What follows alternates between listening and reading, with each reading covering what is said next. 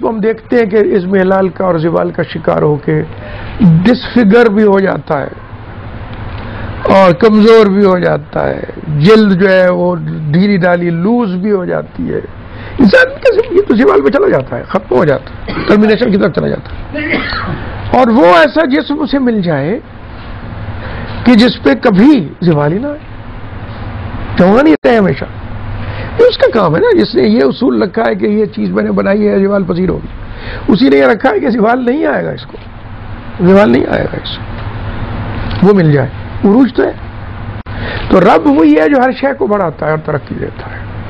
اگر اس کے ساتھ تعلق انسان کا موجود ہے، رب العالمین ایسا ہے کہ انسان کو بھی ہمیشہ وہ سمجھتا ہے کہ میں بڑھاپے میں زوال پذیر ہوں، اس وقت بھی حقیقت میں وہ عروج کی طرف جا رہا ہوتا ہے، ایسا عروج کہ جس سے بڑھ کے عروج کوئی تصور نہیں کر سکتا.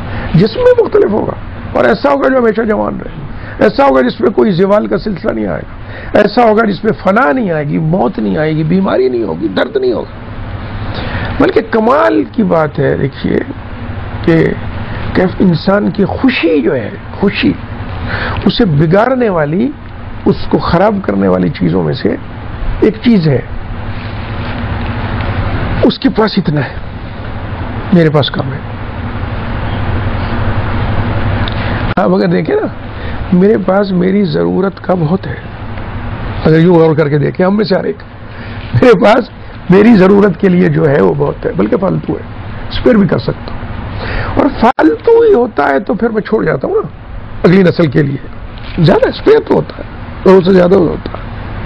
اس کے باوجود بہت ہے کسی کے پاس، پھر بھی اندر تکلیف اس کی ہوتی رہتی ہے، فلاں مجھ سے آگے، فلاں مجھ سے زیادہ. اب وہ اس کے پاس اتنے مال ہے، میرے پاس اتنے ہونے چاہیے، اس کے پاس اتنے ملنے ہیں، کوئی حد نہیں ہے انسان کی، اس بات کی کوئی حد نہیں ہے. یہ ایک تکلیف. اور جنت میں مدارج تو ہیں، جنت میں درجات ہیں، سب ایک جیسے نہیں ہیں. اس حد تک درجات کی بات ہے کہ صحابہ کو معلوم تھا. ایک صحابی نے آ کے یہ کہی بات، اور کنسرن اس کا دیکھیں ہم، اس کا کنسرن، یہ بھی ایمان کی حقیقت کو واضح کرتی ہے بات. کنسرن یہ تھا کہ یا رسول اللہ میں جنت میں چلا گیا تو بھی آپ کا مقام اور میرا تو مختلف ہوگا. تو یہاں تو جس وقت چاہتا ہوں حاضر ہو جاتا ہوں، جب چاہتا ہوں آپ کو دیکھ لیتا ہوں، آپ سے بات کر لیتا ہوں. یہ موانست جو ہے نا، جو جن رشتوں پہ مبنی ہوتی ہے، اس میں دوستی بھی ایک رشتہ ہے. یہ موانست بہت قیمتی چیز ہے. بہت سارا مال خرچ کر کے بندہ اسی طرح کی موقع کریٹ کرتا ہے کہ ہم اکٹھے ہوں، آپس میں ایک دوسرے سے بات کریں، ایک دوسرے سے موانست کریں، دل کی بات سنیں، دل کی بات کہیں. یہ رشتے ہیں سارے. اور سب سے عظیم ترین رشتہ امت کا محمد رسول اللہ صلی اللہ علیہ وسلم. اگر یہ ایمان مل جائے تو اللہ کے رسول صلی اللہ علیہ وسلم، تو یہ کوئی ان کی کو سکھایا نہیں تھا کسی نے. وہ جو کہتے تھے نا، بے ابی انت و امی، میرے ماں باپ قربان ہو آپ پہ، یہ کسی نے نہیں، اللہ کے رسول نے کبھی نہیں کہا تھا یہ مجھے کہا کرو، نعوذ باللہ من ذالک. یہ فیلنگز ہیں خود، وہ رشتہ، اس کی مضبوطی جو ہے نا، خود وہ رشتہ وہ اس کا تقاضا ہے، انسان کو سکھاتا ہے، محبت سکھاتی ہے، خود اپنے آداب بھی سکھاتی ہے.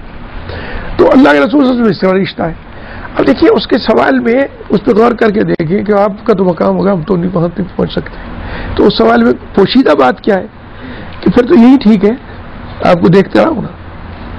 وہاں جا کے اگر آپ کو دیکھ نہیں سکتا یا آپ سے مل نہیں سکتا تو پھر تو یہی ٹھیک ہے. یہی اس کے اندر امپلائڈ ہے. اور یہ محبت کی بات اور شوق کی بات. اللہ کے رسول صلی اللہ علیہ وسلم نے فرمایا ہے کہ میرے بعد لوگ ایسے آئیں گے کہ جو اس بات کی قیمت کے مجھے دیکھ سکیں، اپنی جان بھی پیش کرنے کو تیار ہو. صحیح حدیث ہے.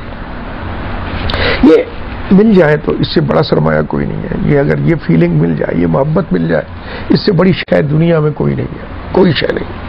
حقیقی حسن و جمال ہے، اور حقیقی خوبی اور کمال کی جو خوبصورتی ہے، اس کے لیے ہے یہ محبت. اللہ کے رسول صلی اللہ علیہ وسلم سے بڑھ کے حسن و جمال کا مرقع ہی کوئی نہیں، خوبی کا مرقع ہی کوئی نہیں. آپ سے بڑھ کے کوئی کسی اعتبار سے کوئی ہے ہی نہیں. ہر اعتبار سے عروج کی انتہا ہے، کمال کی انتہا ہے. کوئی کہیں ذرا ہلکا سا رکھنا نظر نہیں آتا، کسی جگہ بھی نہیں. نہ بات میں، نہ چیت میں، نہ گفتگو میں، نہ عمل میں، نہ سلوک میں، نہ لوگوں سے محبت میں، نہ لوگوں کے ساتھ تعلق میں، لوگوں کو نوازنے میں، کسی شے میں کہیں بھی کوئی رکھنا ذرہ برابر موجود ہی نہیں۔ اس لیے اب ظاہر ہے کہ جس کو ادراک زیادہ ہوگا رسول اللہ صلی اللہ علیہ وسلم کی خوبصورتی کا، اتنا محبت بھی اسے ہوگا، اسی طرح بڑھتا بھی جائے گا تعلق۔ اور اس تعلق میں یہ بات آسان بات ہے کہ کوئی اپنی جان کی قیمت دے دے اس کام کے لیے، یہ کوئی مشکل بات نہیں۔ تو رسول اس نے آگے یہی کہا کہ پھر آپ کا درجہ تو وہاں ہوگا۔ جو بات شروع کی تھی وہ یہی تھی کہ درجات ہیں، اس کے بھی درجات ہیں، جنت کے بھی درجات ہیں۔ تو اس درجے میں جہاں آپ ہوں گے تو رسول اللہ نے فرمایا کہ پھر میری مدد کرو عبادت میں اس درجے تک پہنچنے کے لیے۔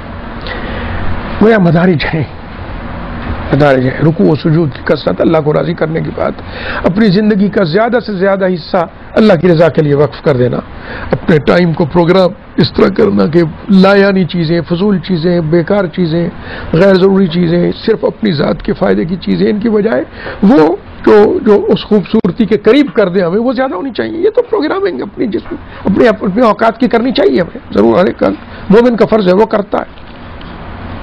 رسول اللہ صلی اللہ علیہ وسلم کی زندگی کا اپنا پروگرامنگ دیکھیں آپ، تو ہم رات کو سوتے ہیں ساری رات، اللہ کے رسول رات کا بڑا حصہ اللہ کی عبادت کرتے تھے اور اس میں لذت انہیں ملتی تھی۔ اس پروگرام تو کرنا چاہیے نا خود کو۔ تو رسول اللہ صلی اللہ علیہ وسلم درجات ہیں وہاں۔ اب یہ دیکھیے کہ اللہ تبارک و تعالیٰ نے، میں اس کا تعارف کر رہا ہوں کہ جو عروج ملتا ہے، رب ہے وہ، رب کا مطلب ہے ہمیشہ زیادہ سے زیادہ کیا جا رہا ہے، آگے سے آگے بڑھا رہا ہے انسان کو۔ وہ عروج اس حد تک ملتا ہے کہ جنت میں جا کے اللہ تعالیٰ کہتا ہے کہ درجات تو ہوں گے، کسی کے بہت ہوگا کسی کے پاس اور کسی کے پاس بہت کم ہوگا نسبتاً، لیکن اس کے باوجود ہم یہ کریں گے کہ وَنَزَعْنَا مِن قُلُوبِهِم فِي قُلُوبِهِم مِّن غِلٍّ، ان کے دل سے یہ جذبہ جو ہے نا دوسرے کے ساتھ کمپیئر کر کے اپنے آپ کو کم سمجھنے کا، یہ جذبہ ہی نکال دیں گے۔ تخلیق تو ہمارے ہاتھ میں، سوچ جیسی چاہیں گے ہم وہی ہوگی، یہ بات نکل جائے گی، یہی ختم ہو جائے گی۔ وہاں پوری طرح سے سیٹسفائیڈ ہوگا ہر آدمی۔ یہ منزل تک، اس تک پہنچ جانا، یہ ربوبیت ہے۔ رب وہی ہے جو یہاں تک پہنچا سکتا ہے۔ جو دنیا میں ملا ہے نا، جو نعمتیں ملی ہیں، جو دیکھیے مائنس منفی چیزیں کم ہیں، مثبت زیادہ ہے ہماری زندگی میں، تبھی زندگی کے جاری رہنے کا جواز ہے۔ ان مثبت کی طرف ہم دھیان نہیں دیتے، منفی کی طرف زیادہ دیتے ہیں اور کڑتے رہتے ہیں، اپنے آپ کو اذیت میں ڈالے رہتے ہیں۔ کوئی ضرورت نہیں ہے اس کی، یہ منفی سوچ ہے۔ اس دنیا کی نعمتیں اللہ نے کہا یہ عارضی ہیں، کسی کو زیادہ مل جائیں تمہیں کوئی تکلیف نہیں ہونی چاہیے، اس کی دکھ نہیں ہونا چاہیے، عارضی ہی ہے۔ اور اصل تو جو ملنی ہے وہاں ملنی ہے، اور جس کو مل گئی ان کو کڑنے کا ویسے ہی ہمارے ان کے سینے سے یہ جذبہ ہی نکال لیں، یہ غل ہوگا ہی نہیں، کینہ ہوگا ہی نہیں۔ تو رب العالمین وہ کہ جو مستقل طور پہ بڑھا رہا ہے اپنی مخلوق کو۔ اب یہ نقطہ آغاز ہے اللہ کی کتاب کا کہ شروع کرتا ہے بات انسان اس سے کہ اس کے پاس بہت کچھ ہے زندگی سمیت اور زندگی کے لوازم سمیت۔ اب یہ دیکھیں نا، میں دانتوں کی تکلیف میں مبتلا ہوا، میں ڈینٹسٹ کے پاس گیا، کچھ دانت نکلوائے اور میں نے پریشان ہوا، کہا اس سے اس کا کیا ہوگا، اب کھانے کا کیا ہوگا، پینے کا کیا ہوگا وغیرہ وغیرہ۔ تو اس نے مجھ سے ایک عجیب بات کی، اس نے کہا دیکھیے ہم تو ریپلیسمنٹ والی بات تو آپ سوچ رہے ہی نہیں، جتنی اچھی ریپلیسمنٹ ہم دے دیں وہ اصل تو نہیں ہوگی، اور یہ جو ایک دانت اللہ نے دیا ہے نا، ہزاروں سچے موتی مل کے بھی ایک دانت جتنے نہیں ہو سکتے جو آپ کو وہ زندگی میں اس دانت کی ضرورت ہے، اور جو کچھ آپ کو وہ فائدہ دیتا ہے نا، ہزاروں سچے موتی، یہ ڈاکٹر کی بات تھی، ہزاروں سچے موتی مل کے بھی ایک دانت جتنے نہیں ہو سکتے، اس کی برابری نہیں کر سکتے۔ کیا کیا نہیں دیا ہوا اس نے، یہ ساری خوبصورتی اور یہ وہ، یہ آنکھ دی ہے، رنگوں کا امتیاز دیا ہے،